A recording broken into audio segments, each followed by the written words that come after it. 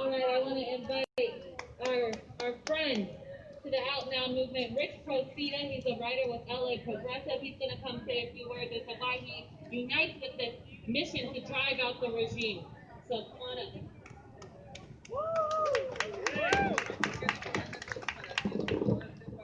All right, my name is Rich Procida. I also have a podcast called Bible Study for Progressives. I want to tell you that it was no accident that Trump scheduled his rally at the site of the infamous Tulsa massacre. It was no accident that Trump disseminated propaganda displaying a symbol that Nazis used to identify political dissidents in concentration camps. This was no accident. Trump is appealing to hatred. Politicians and political parties appeal to fear and prejudice. They encourage and justify acts of discrimination and abuse. They stoke racism and incite violence, all for their own political gain. This is Trump's strategy.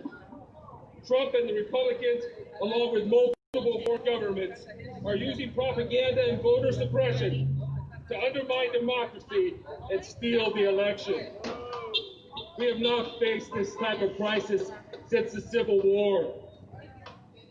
This Civil War is being waged not just with guns, not just with violence, not just with brutality, but with disinformation and voter suppression and foreign interference as well.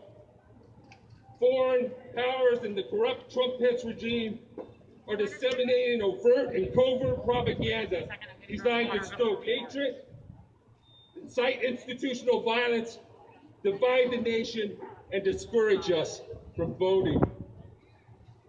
We are not only at war, we are at the end of this civil war. The election is the end game in this war. The Trump-Pence regime plans to take and hold on to power through the ballot box. If we lose our democracy. This president has shown over and over that he has no respect for the Constitution and the rule of law, and has an eagerness to use the language, symbols, tactics, and policies of dictators and despots around the world. There's even concern that he will refuse to leave office if he loses.